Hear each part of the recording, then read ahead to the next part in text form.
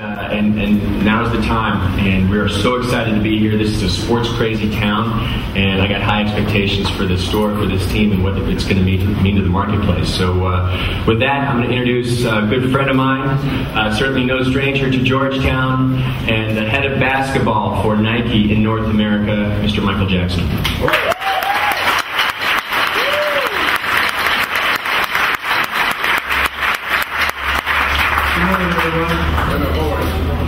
Yeah, and at Georgetown, how are you? Exactly. To keep you with the spirit of being a part of the community, I am honored on behalf of Nike to present you with something, Coach.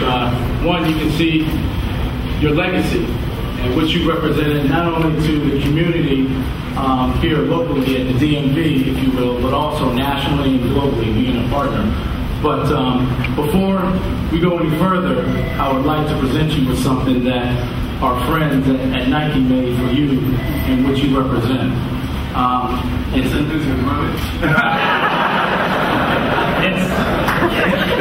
an iconic Astoria jacket that's one of a kind, that has some special sentimental items on it for you.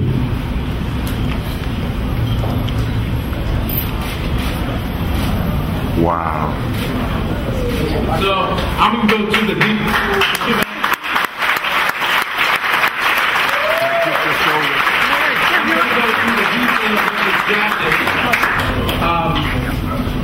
Bottom line up front, that's what he stands for. That means if you go and you say something to Coach, you better tell him what you want right away. And I can tell you the PG version. But we'll just leave it at that. You ask him. I don't want to be the one saying it. The DC flag, of course, the Hoya. He's very close with the armed forces. So we have the armed forces on this sleeve. On this sleeve represents all the players that played in the All-Star game, that went to Georgetown. And then the back of the jacket, if you want to see what the inscription says, I pray to God, but I'll take a little love. And then, because he's very humble, we wanted the parts that represent some of the records that he broke, and also being named in the Hall of Fame inside the jacket. So a member of the Naismith Hall of Fame, class of '99. And then as you open it, you have discovery items.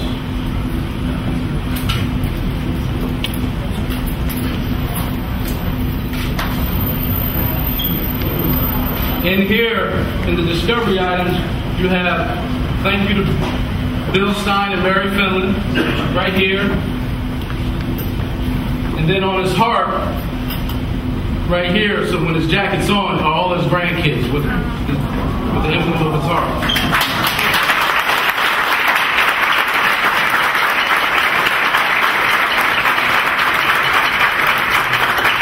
And then you have all of his records inside because he's humble. And I knew he didn't want, and we knew he wouldn't want that on the outside of the jacket. And then lastly, your parents are right here on the sleeve, right on the pocket, along with your three kids, Ronnie, Tiffany, and John, the third.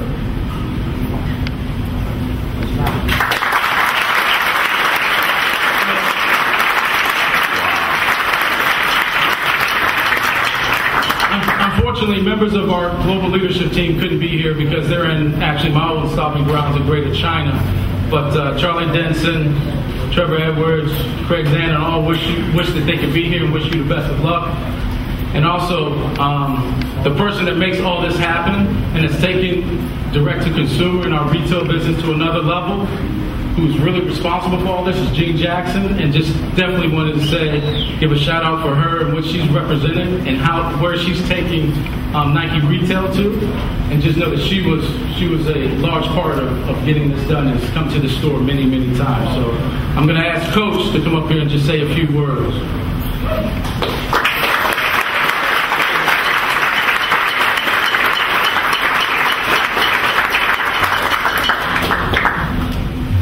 We can keep this very short.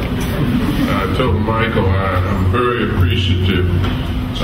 Before I do that, I want to acknowledge, and Michael mentioned it, I'm on the board of directors at Nike, but there's another director here, and Jonathan Rogers. Jonathan, just hold your hand up so they can see. He's on the board.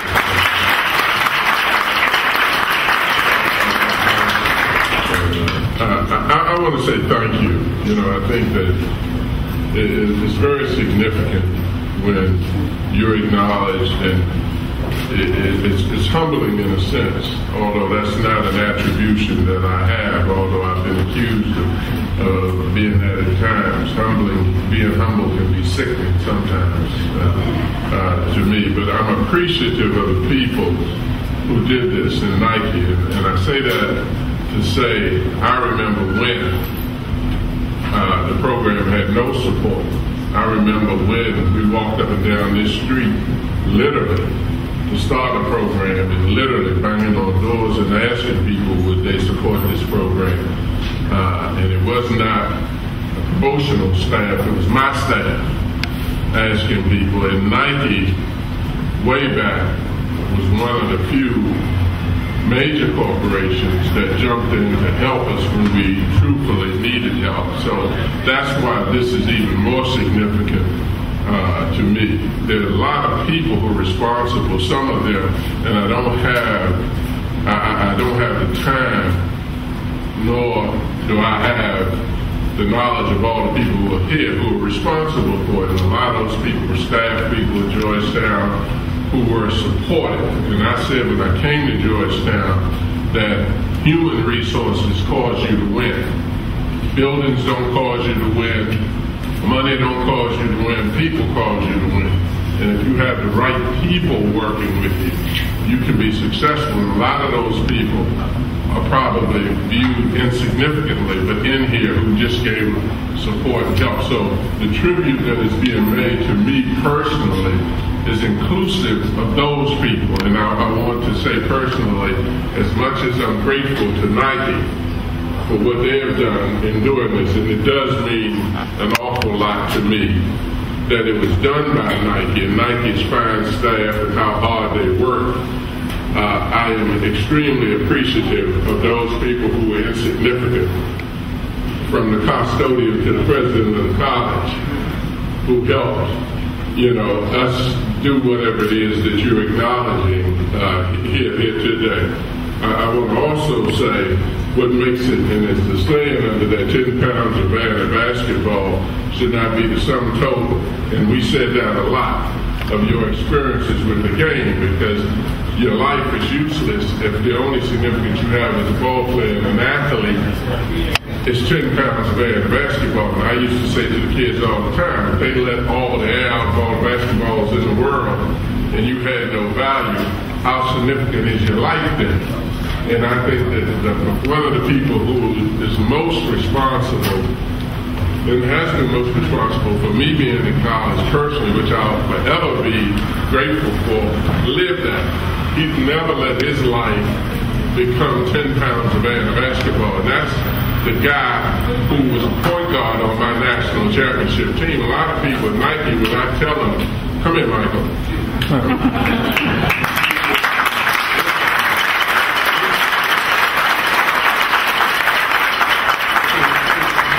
We can talk and we can have a lot of expressions about a lot of things, but he lived it. He let people understand that I can play and I can win, but I understood the value of my education at the university to apply. What's your title now, boy? GM for basketball. GM for basketball for what? North America. GM and a Hoya, right? See, he listens. He can't teach a fool anything, but people who listen to you will understand. And I'm just as proud as I possibly can be. I remember a conversation when he was in the NBA and he listened in. And I told him, you need to get out of the NBA, you're wasting your life. He was on an NBA basketball team. And he'll remember, I called him up and told him, get the hell out of there. You don't need to be I cut him. I say, you're too smart to sit there and just watch those people play. get yourself in the world of work. And he's done that. He's going to be great, but he's been appreciative of the university, and God knows I love him because he's acknowledged the program itself. And I know Patrick is here, and I see Michael Graham here, and I see Old back there in the back, and I know that there are a lot of guys who are significant, but this is indicative of what that means. When you want to see something that reflects that, he heard when we said that play to win, play as hard as you can, but understand that the sum total of your life cannot be 10 pounds of air in a basketball. If that's what defines you totally, you're a damn fool. See, and he will tell you that, but I want to tell you that I'm appreciative of it. And all of you who came, I'm appreciative of you coming. And, you know, I'd rather eat a bug than do what I'm doing now. But I'm going to tell you something else. The good thing about these things, and I was saying that my great friend Al Koken is here, who helped me and held me up when I went to radio, and I see Chuck Sapienzo, CJ is here. Those guys held me up when I left basketball, and I'm appreciative of that. But the good thing about this thing, when I get in stuff like this, it makes me understand that I'm right, that I don't like to do shit like this.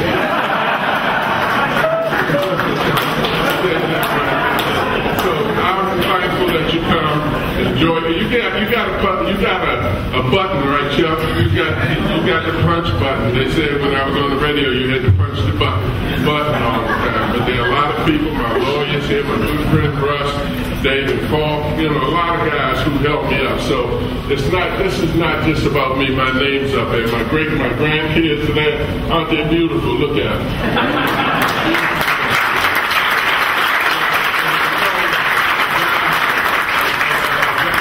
Guy who gave me nothing but hell the whole time when I left. But he's been like one of my sons. And I told him when I first met him, I retired and I met him and I was talking to him in the diner.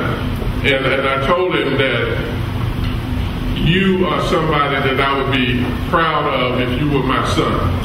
Because he also reflected more than 10 pounds man in basketball. As an athlete, he played that dumb sport of football. Somebody told me he's in here somewhere. Richard Doc Walker, he just came in the door. But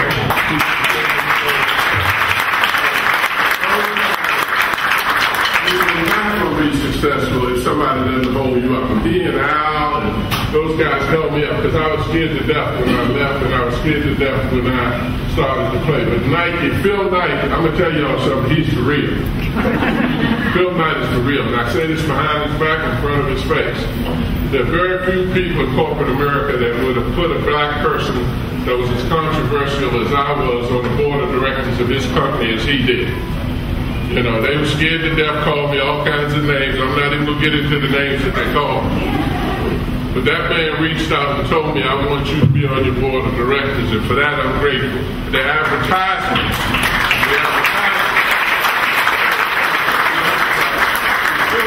Phil Knight is for real. And being a billionaire doesn't hurt him either.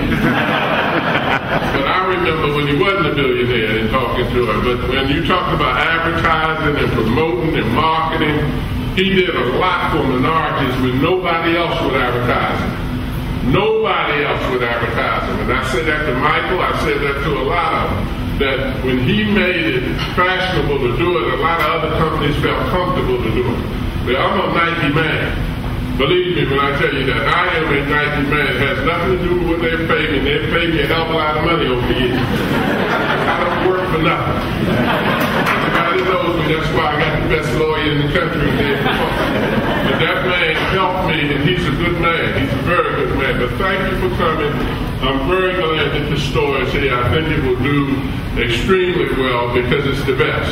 And I appreciate you all coming here. And more than anything, come here, boy.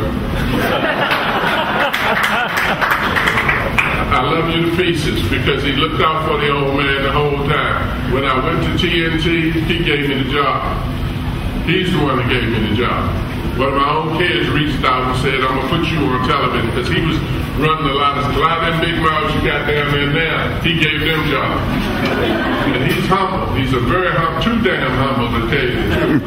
But he's been a great asset and a great reflection a great reflection, an example for that slogan up there about 10 pounds of fat. He's defined more than about 10 pounds of fat in a basketball. Thanks so much for coming. I appreciate it.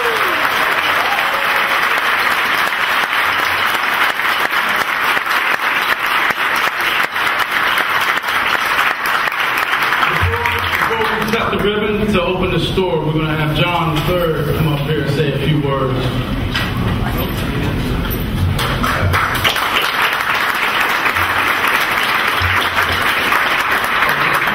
A few words. First, Pops and Ronnie. If that disappears, it's at my house. Jack, it's not going on long from being in my closet. I'm excited about this store being here. Obviously, no one can express anything like Pops can. And the association that Georgetown basketball, that our family has had with Nike is something that's special.